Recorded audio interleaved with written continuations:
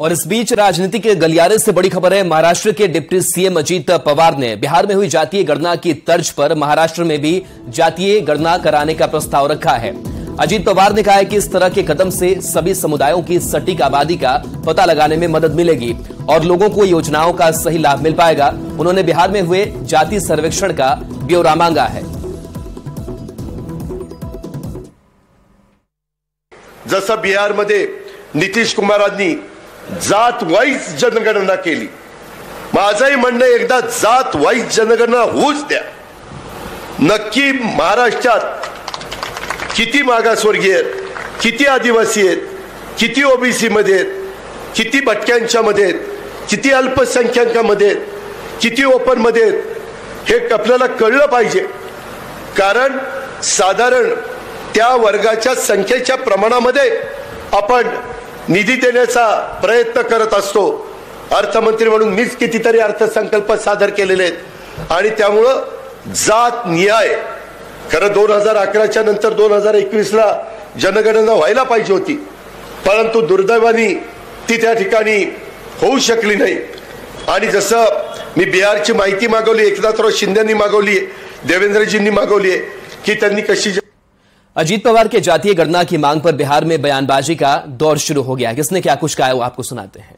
गणना कराना चाहें वो कराए, लेकिन राष्ट्र को ध्यान में रख करके कराए और बिहार की तरह तो कदापि न कराएं।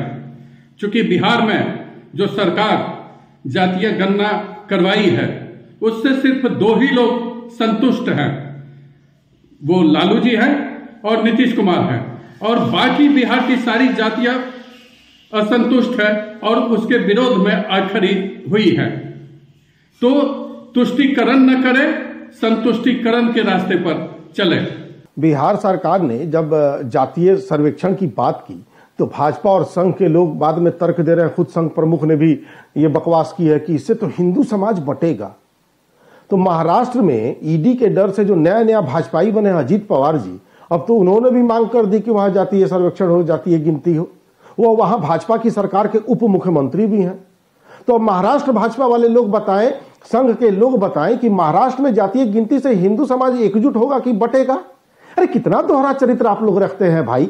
इतना दोहरा चरित्र पूरी दुनिया में कोई नहीं रखता होगा जितना संघ और भाजपा के लोग रखते हैं। देखिए, ये वेल सेटल्ड बात है कि बिहार जिस काम को कर चुका होता है उसका अनुसरण देश के दूसरे राज्य या फिर केंद्र बाद में करते हैं। श्री अजीत पवार जी ने एक मांग रखी है कि बिहार की तर्ज पर जाति आधारित सर्वे महाराष्ट्र में भी होनी चाहिए। स्वागत योगी ये बातें, लेकिन मैं श्री अजीत पवार जी से ये नम्रतापूर्वक कहना चाहती हूँ कि आप बीजेपी के साथ सरकार में हैं। केंद्र की मोदी सरकार जो पूरी तरह से निकम्मे और असफल सरकार है, उससे एक मजबूत मांग क्यों नहीं करते हैं? क्योंकि इस सर्वे की जरूरत सिर्फ महाराष्ट्र को नहीं, तमाम राज्यों को भी इसकी जरूरत है।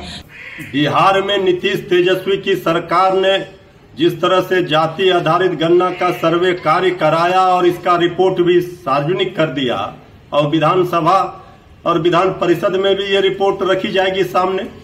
अजीत पवार जी महाराष्ट्र में खुद डिप्टी सीएम हैं, उनकी सरकार है, वो मांग कर रहे हैं। अब तो हर राज्यों में ये मांग हो रही है। अजीत पवार जी खुद सरकार में है, वो मांग किससे कर रहे हैं? तो देखिए, कई राज्यों में जातीय गणना की मांग हो रही है। यूपी, महाराष्ट्र, मध्य प्रदेश, राजस्थान, कर्नाटक में यह मांग हो रही है। यूपी में अखिलेश यादव मांग कर चुके हैं। तो अब तक क्या कुछ हुआ है वो हम आपको सिलसिलेवार ढंग से समझा रहे हैं कि कई राज्यों में जातीय गणना की मांग अब तक उठ चुकी है। यूपी, महाराष्ट्र, मध्य प्रदेश में यह मांग उठ चुकी है। इसके साथ ही राजस्थान, कर्नाटक जैसे राज्यों में भी यह मांग उठ चुकी है। यूपी में अखिलेश यादव जातीय सर्वे की मांग कर चुके हैं। वहीं अगर बात करें मध्य प्रदेश की, तो कमलनाथ ने वादा भी कर डाला है। राजस्थान में गहलोत सरकार ने इस कास्ट सर्वे का समर्थन किया है। आपकी देश भर में जातीय गणना की मांग उठाई। वहीं कर्नाटक में भी इसकी सुगबुगाहट जो है वो नजर आई, वो दिखाई दी। साथ ही महाराष्ट्र में अजीत पवार ने इसका समर्थन किया। तो बिहार की तर्ज पर जातीय गणना की मांग जो है वो कई राज्यों में की जा रही है। तो अजीत पवार के बयान पर आरजेडी के राज्यसभा सांसद मनोज झा ने कहा है कि अजीत पवार ऐसे अकेले नहीं हैं। अनुप्रिया पटेल और कई ओबीसी लीडर बार बार कह चुके हैं कि जातीय गणना होनी चाहिए। महाराष्ट्र के डिप्टी सीएम अजीत पवार, जो कि एनडीए अलायंस के हिस्सा हैं, उनकी तरफ से भी अब कहा जा रहा है कि महाराष्ट्र में ऐसी होनी चाहिए गणना। देखिए, अजीत पवार जी अकेले नहीं हैं। अनुप्रिया पटेल जी ने और कई और ओबीसी लीडर्स ने यूपी के ये बात बार बार कही है कि ये होना चाहिए। राजस्थान से भी, बीजेपी के अंदर से भी ऐसी खबरें आ रही हैं। तो जाहिर तौर पर मैं तो यहां तक कहता हूं कि अगर सेंट्रल हॉल में, हालांकि अब वो एग्जिस्ट नहीं करता है, लेकिन पुराने सेंट्रल हॉल में अगर एक बक्सा रख दिया जाए और बीजेपी के सदस्यों को भी कहा जाए कि बिना नाम के आप अपना मंतव्य रख दो, 99% लोग कहेंगे कि ये जनगणना बेहद आवश्यक है।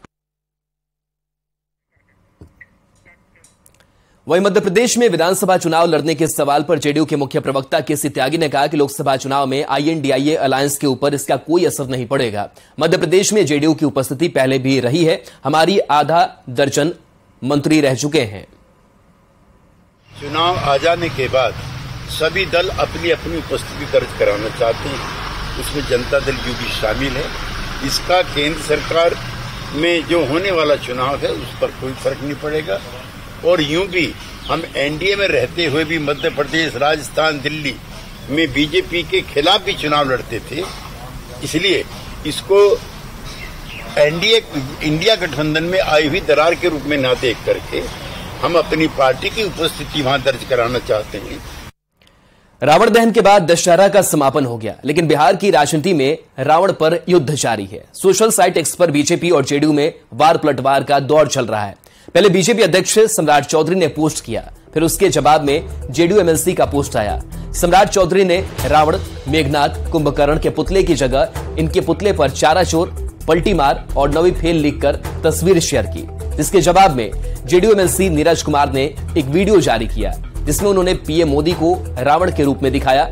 इसके कैप्शन में लिखा, 2024 का राजनीतिक टाइम बॉम्ब फिट हो चुका है, समय का इंतजार कीजिए।